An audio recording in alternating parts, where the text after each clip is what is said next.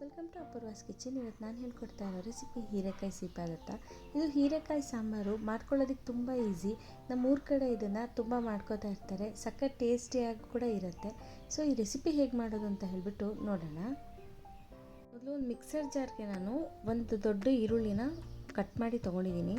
ಇದಕ್ಕೆ 6ರಿಂದ 7 ಹಸಿರು ಮೆಣಸಿನ್ಕಾಯಿ, ಒಂದು ಬೆಳ್ಳುಳ್ಳಿ, ಒಂದು ಕಾಲು ಭಾಗ ಕಾಯಿ ತೊಗೊಂಡಿದ್ದೀನಿ, ಕೊತ್ತಂಬರಿ ಸೊಪ್ಪು ಇದರಲ್ಲಿ ಸ್ವಲ್ಪ ಜಾಸ್ತಿ ಹಾಕ್ಕೊಳ್ಳಿ, ಜೀರಿಗೆ 1.5 ಟೀ ಸ್ಪೂನಷ್ಟು ತೊಗೊಂಡಿದ್ದೀನಿ. ಇದಿಷ್ಟನ್ನು ರುಬ್ಬಿಟ್ಟು ಒಂದು ಪಾತ್ರೆಯಲ್ಲಿ ಹಾಕಿ ಇಟ್ಕೊಳ್ಳಿ. ನೆಕ್ಸ್ಟು ಇದಕ್ಕೆ ರುಚಿಗೆ ಎಷ್ಟು ನೋಡಿಬಿಟ್ಟು ಅಷ್ಟು ಉಪ್ಪು ಹಾಕ್ಕೊಳ್ಳಿ.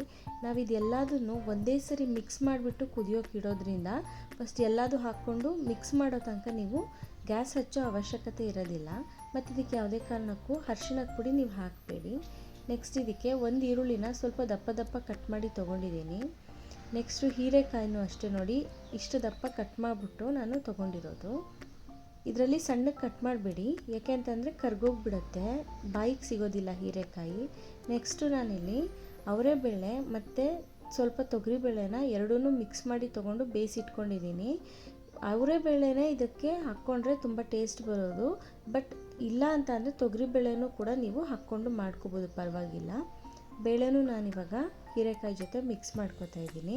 ಇದಕ್ಕೆ ಒಂದು ಲೋಟದಷ್ಟು ನೀರು ಕೂಡ ಹಾಕ್ಕೋತಾ ಇದ್ದೀನಿ.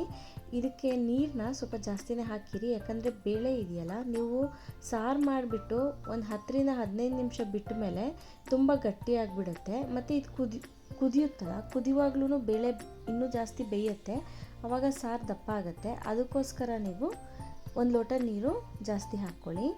ಇವಾಗ ನೋಡಿ, ನಾನು ಒಲೆ ಮೇಲೆ ಇಟ್ಬಿಟ್ಟು ಇದನ್ನು ಕಾಯೋದಕ್ಕೆ ಇಟ್ಟಿದ್ದೀನಿ.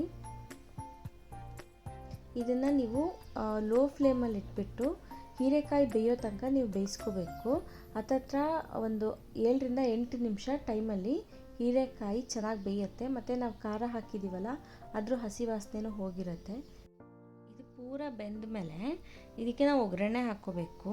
ಒಗ್ಗರಣೆಗೆ ನಾನು ಎಣ್ಣೆ, ಸಾಸಿವೆ, ಕರಿಬೇವಿನ ಸೊಪ್ಪು ಮತ್ತು ಹಿಂಗನ್ನು ಹಾಕ್ಕೊಂಡಿದ್ದೀನಿ. ಇದಿಷ್ಟನ್ನು ಹಾಕಿಬಿಟ್ಟು ಚೆನ್ನಾಗಿ ಮಿಕ್ಸ್ ಮಾಡ್ಕೊಳ್ಳಿ.